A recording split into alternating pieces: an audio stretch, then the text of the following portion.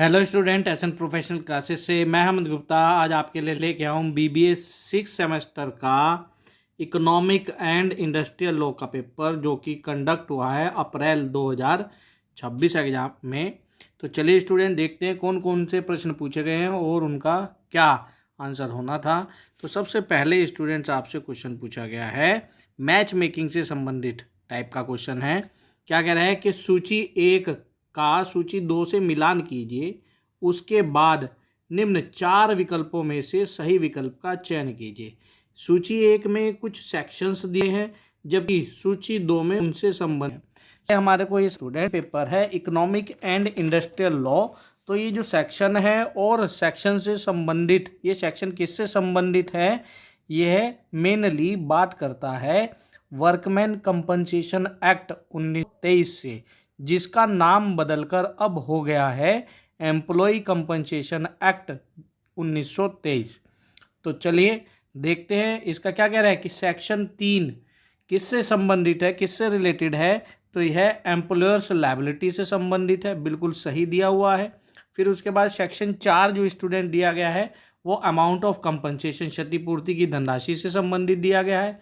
फिर section 10 notice and claim से संबंधित दिया गया है और सेक्शन 19 जो है आयुक्त के संदर्भ में यानी कि रेफरेंस टू कमिश्नर से संबंधित दिया गया है। क्षतिपूर्ति की जो धनराशि है यह किससे कैलकुलेशन मेथड के संदर्भ में बात करती है और आयुक्त के संदर्भ में ये सेटलमेंट ऑफ डिस्प्यूट के संदर्भ में डिटेल में बात करती है। तो मुख्य रूप से इस प्रश्न का जो करेक्ट आंसर होगा वो होगा ए, पहले का ए, दूसरे का बी, तीसरे का सी, चौथे का डी, यानी कि बिल्कुल सही दिया गया है। चलिए अब इसके बाद जानते हैं नेक्स्ट प्रश्न है स्टूडेंट्स। नेक्स्ट प्रश्न आपसे पूछा गया है किस स्थिति में नियोक्ता मुआवजा देने के लिए उत्तरदायी नहीं होगा। तो स्टूडेंट वर्कमैन कंपनसेशन एक्ट जो कि नाम बदलकर अब एम्प्लॉयज कंपनसेशन एक्ट 1923 हो गया है, उसके अनुसार यदि कर्मचारी शराब या नशीले पदार्थ के प्रभाव में होने के कारण उसके साथ कुछ मिसहैपनिंग हो जाती है तो ऐसी स्थिति में नियोक्ता मुआवजा देने के लिए उत्तरदायी नहीं होगा, अर्थात ऑप्शन नंबर डी इसका करेक्ट आंसर होगा। अब इसके बाद नेक्स्ट प्रश्न आपसे पूछा गया है कर्मचारी क्षतिपूर्ति अधिनियम 1923 के अंतर्गत मुआवजे की गणना किस आधार पर की जाती है। Types of injury, age of employ, monthly salary या ऑल ऑफ द अबव। तो स्टूडेंट्स इसका आंसर आ जाएगा ऑल ऑफ द अबव यानी कि उपरोक्त सभी के आधार पर। अब इसके बाद नेक्स्ट प्रश्न आपसे जो पूछा गया है वो क्या पूछा गया है कर्मचारी क्षतिपूर्ति अधिनियम 1923 का मुख्य उद्देश्य क्या है। तो इसका जो मुख्य उद्देश्य है वह कार्यस्थल पर दुर्घटना होने पर कर्मचारी या उसके आश्रितों को आर्थिक सुरक्षा देना है विशेष तौर पर, अर्थात ऑप्शन नंबर सी इसका करेक्ट आंसर होगा। अब इसके बाद नेक्स्ट प्रश्न जानते हैं स्टूडेंट्स। तो नेक्स्ट प्रश्न आपसे पूछ रहा है कर्मचारी क्षतिपूर्ति संशोधन अधिनियम 2009 के अनुसार कामगार वर्कमैन शब्द को किस शब्द है। तो स्टूडेंट्स ये ध्यान रखेंगे आपको एम्प्लॉय कंपनसेशन अमेंडमेंट एक्ट 2009 के अंतर्गत जो है वर्कमैन शब्द को किस शब्द से बदला गया है, इसको एम्प्लॉय कर्मचारी से बदला गया है, तभी तो इसका नाम जो है एम्प्लॉय कंपनसेशन एक्ट हो गया है ना। पहले वर्कमैन कंपनसेशन एक्ट था, अब क्या हो गया है एम्प्लॉय कंपनसेशन एक्ट। आप एक्ट के नाम से भी ध्यान रख सकते हो, तो क्या है वर्कमैन के स्थान पर किसका हो गया, कर्मचारी का हो गया है।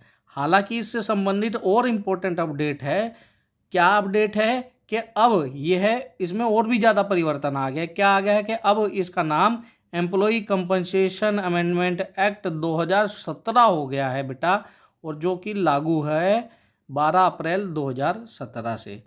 चलिए अब इसके बाद नेक्स्ट प्रश्न जानते हैं। तो नेक्स्ट प्रश्न आपसे पूछा गया है 2009 संशोधन के अनुसार स्थायी पूर्ण अपंगता के लिए न्यूनतम मुआवजा कितना निर्धारित किया गया है। तो ध्यान रखेंगे ये जो न्यूनतम मुआवजा निर्धारित किया गया है वो 1,40,000 ऑप्शन के अनुसार इसका करेक्ट आंसर सी है। हालांकि जो करेक्ट डिटेल है वो क्या है 1,40,000 या 60% ऑफ मंथली सैलरी, उसकी मल्टीप्लाई करेंगे रिलीवेंट एज फैक्टर के अनुसार। यहाँ पर 9 यानी कि जो 2010 से एप्लीकेबल है उसमें सैलरी का मतलब है सैलरी की कैपिंग की गई है। मंथली सैलरी की जो कैप है वो 8,000 है और 2017 से ये जो मंथली सैलरी की कैप 15,000 कर दी गई है। इसका 60% लेंगे, है ना, या 1,40,000 रुपये। इसके अकॉर्डिंगली हमारे को ऑप्शन के अनुसार बताना है तो ऑप्शन के अनुसार 1,40,000 है, ये ध्यान रखेंगे बेटा। इसके बाद नेक्स्ट प्रश्न आपसे पूछा गया है, औद्योगिक विवाद अधिनियम 1947 के अनुसार उपयुक्त सरकार की परिभाषा किस धारा में दी गई है। क्या कह रहा है, अप्रोप्रिएट गवर्नमेंट जो है किस धारा के अंतर्गत डिफाइन किया गया है, वो है धारा 2A, बोलेंगे सेक्शन 2 सब सेक्शन A। अब बात करें अन्य सेक्शन से संबंधित, तो आपसे जरूरी थोड़ी है स्टूडेंट्स अप्रोप्रिएट गवर्नमेंट के बारे में पूछे। आप जो प्रीवियस ईयर पेपर देखने का उद्देश्य ये है कि एग्जाम में किस प्रकार के क्वेश्चन आए हैं, एक तो उनकी तैयारी हो जाए और उनसे संबंधित अन्य क्या क्वेश्चन पूछ सकता है उसकी तैयारी। जो डिफाइन किया गया है वो सेक्शन 2 सब सेक्शन A में डिफाइन किया गया है। अब बात करें अन्य सेक्शन की, तो सेक्शन 2 सब सेक्शन B ये जो बात करता है वो अवार्ड को डिफाइन करता है। Section 2 sub section J industry को डिफाइन करता है और सेक्शन 2 सब सेक्शन K यह इंडस्ट्रियल डिस्प्यूट को डिफाइन करता है, तो ध्यान रखेंगे। चलिए अब इसके बाद नेक्स्ट क्वेश्चन जानते हैं। तो नेक्स्ट क्वेश्चन आपसे पूछा गया है, औद्योगिक विवाद अधिनियम 1947 के अनुसार बंदी की परिभाषा किस धारा में दी गई है। क्लोजर की परिभाषा किस धारा में दी गई है, तो यह सेक्शन 2 सब सेक्शन C के अंतर्गत दी गई है। अब बात करें सेक्शन 2 सब सेक्शन के की, तो यह ले ऑफ के बारे में बात करता है और सेक्शन 2 या 00 ये क्या कह रहा है ओ आएगा, ये सेक्शन 2 सब सेक्शन ओ रिट्रेचमेंट के बारे में बात करता है। चलिए अब इसके बाद नेक्स्ट प्रश्न आपसे पूछा गया है, नीचे एक दावा ए किया गया है तथा उसके नीचे उसका कारण आर दिया गया है, दोनों की अध्ययन करके निम्न 4 विकल्पों में से सही विकल्प का चयन कीजिए। क्या कह रहा है, असर्शन ए में ग्रेच्युटी का भुगतान कर्मचारी को कम से कम 5 वर्ष की निरंतर सेवा पूरी करने पर किया जाता है, बिल्कुल ठीक बात है। दूसरा, ग्रेच्युटी कर्मचारी की दीर्घकालीन सेवा के लिए एक सामाजिक सुरक्षा लाभ है, यह भी ठीक है।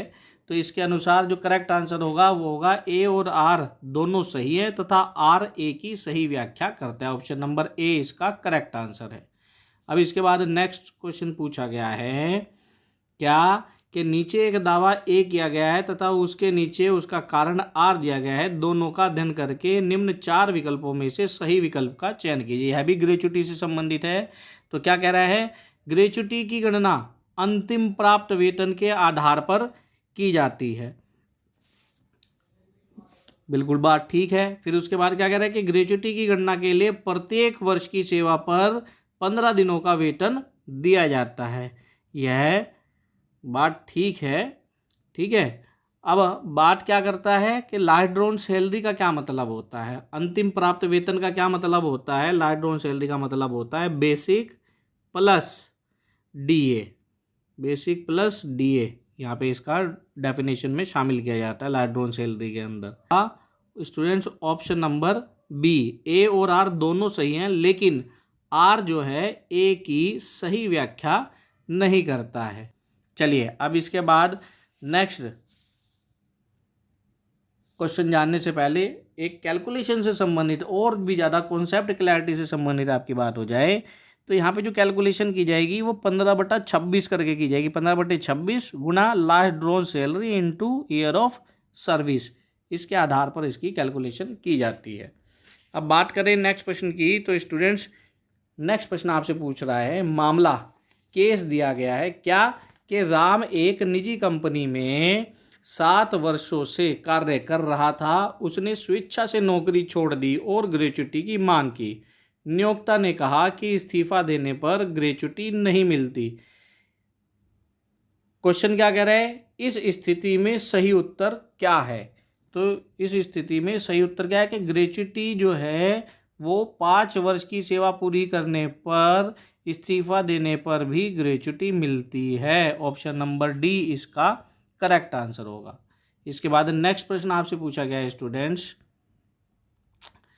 केस दिया गया है, सीमा ने एक कंपनी में 3 वर्षों तक काम किया लेकिन एक दुर्घटना में उसकी मृत्यु हो गई। उसके परिवार ने ग्रेच्युटी की मांग की। तो इस स्थिति में सही उत्तर क्या होगा? तो परिवार को ग्रेच्युटी मिलेगी। Option number C is correct answer होगा। इसके बाद नेक्स्ट प्रश्न आपसे पूछा गया है, केस दिया गया है, इसके अंदर कह रहा है कि मोहन ने 12 वर्षों तक कंपनी में सेवा की। उसका अंतिम मासिक वेतन 26,000 रुपये था। उसने सेवानिवृत्ति पर ग्रेच्युटी की मांग की। तो इस केस में ग्रेच्युटी की गणना किस आधार पर की जाएगी? तो 15 दिन के वेतन प्रतिवर्ष के आधार पर की जाएगी। ऑप्शन नंबर बी इसका करेक्ट आंसर होगा। अब इसके बाद नेक्स्ट क्वेश्चन जानते हैं स्टूडेंट। नेक्स्ट प्रश्न आपसे पूछा गया है एग्जाम में, कारखाना अधिनियम 1948 का मुख्य उद्देश्य क्या था? तो इसका मुख्य उद्देश्य था श्रमिकों की सुरक्षा, स्वास्थ्य एवं कल्याण। ऑप्शन नंबर डी इसका करेक्ट आंसर होगा। अब इसके बाद नेक्स्ट प्रश्न आपसे एग्जाम में पूछा गया है, कारखाना अधिनियम के अनुसार श्रमिक कौन है? Who is worker according to factory act? Option दिया गया है, जो मजदूरी के लिए काम करता है, जो एजेंसी के माध्यम से काम करता है, जो निर्माण प्रक्रिया। तो इसका आंसर आ जाएगा उपरोक्त सभी। चलिए अब इसके बाद नेक्स्ट प्रश्न जानते हैं। तो नेक्स्ट प्रश्न आपसे पूछ रहा है, कारखाने का मालिक कौन होता है? तो कारखाने का जो मालिक होता है वह व्यक्ति होता है जो कारखाने के काम पर नियंत्रण रखता है। ऑप्शन नंबर करेक्ट आंसर है। अब बात करें सेक्शन की, तो स्टूडेंट्स मालिक ऑक्यूपायर को किस सेक्शन में डिफाइन किया गया है? इसको डिफाइन किया गया है सेक्शन 2 सबसेक्शन एन में। ठीक है। अब इसके बाद नेक्स्ट प्रश्न आपसे पूछ रहा है, एक वयस्क श्रमिक की उम्र क्या होगी? तो एक वयस्क श्रमिक की उम्र 18 वर्ष या उससे अधिक होगी। ऑप्शन नंबर ए इसका करेक्ट आंसर है। और एडल्ट जो है वो डिफाइन किया गया है सेक्शन 2 सबसेक्शन ए में। किसमें? सेक्शन 2 सबसेक्शन ए में अडल्ट को डिफाइन किया गया है। और ऑक्यूपायर को जो डिफाइन किया गया है वो सेक्शन 2 सबसेक्शन एन में डिफाइन किया गया है। अब इसके बाद नेक्स्ट प्रश्न जानते हैं। तो नेक्स्ट प्रश्न पूछा गया है, कारखाने में अधिकतम कार्य घंटे प्रति सप्ताह कितने होंगे? तो इसमें जो करेक्ट आंसर होगा वो होगा 48 घंटे। और यह डिफाइन किया गया है सेक्शन 51 में, सेक्शन 51 में। चलिए स्टूडेंट्स अब जानते हैं नेक्स्ट प्रश्न। तो नेक्स्ट प्रश्न आपसे पूछा गया है, कारखाने में प्रतिदिन कार्य घंटे कितने हैं? डेली जो वर्किंग आवर होंगे वो कितने होंगे? तो ये स्टूडेंट्स सेक्शन 54 के अकॉर्डिंग, धारा 54 के अकॉर्डिंगली, किसकी? फैक्ट्री एक्ट 1948 की धारा 54 के अकॉर्डिंगली प्रतिदिन 9 घंटे होंगे। और वीकली हॉलीडे होगा कब, किस सेक्शन में? सेक्शन 52 में। और यहाँ पे बात करता है कि आपको रेस्ट भी देना पड़ेगा, कर्मचारी से लगातार कार्य नहीं करा सकते। तो इंटरवल फॉर रेस्ट जो है ये बात करता है सेक्शन 55 में, धारा 55 में। और यह कह रहा है कि 5 घंटे से अधिक आप काम नहीं कर सकते, कर्मचारी से काम नहीं करवा सकते लगातार। आपको इसके लिए उसको 30 मिनट का ब्रेक देना होगा। चलिए अब इसके बाद नेक्स्ट प्रश्न जानते हैं। तो नेक्स्ट प्रश्न पूछा गया है, अधिसमय यानी कि ओवर टाइम की मजदूरी किस दर से दी जाती है? ओवर टाइम मजदूरी के बारे में बात करें तो स्टूडेंट्स सेक्शन 59 ओवर टाइम के बारे में बात करता है कि एक दिन में 9 घंटे और एक हफ्ते में 48 घंटे से यदि ज़्यादा काम करता है तो उसे 2 गुनी दर से ओवर टाइम मजदूरी का भुगतान करना पड़ेगा। अर्थात इस क्वेश्चन के अकॉर्डिंगली जो करेक्ट आंसर होगा वो होगा आपका ऑप्शन नंबर ए, 2 गुनी दर से। स्टूडेंट्स ये थे हमारे एग्जाम में पूछे गए पहले 20 प्रश्न। सेशन कैसा लगा कमेंट बॉक्स में ज़रूर कमेंट करें और साथ ही साथ इस सेशन को अपने अन्य मित्रों के साथ ज़रूर शेयर करें ताकि वो भी इसका बेनिफिट ले सकें। मिलते हैं अपने नेक्स्ट सेशन में, तब तक के लिए bye bye student and best of luck for your examination.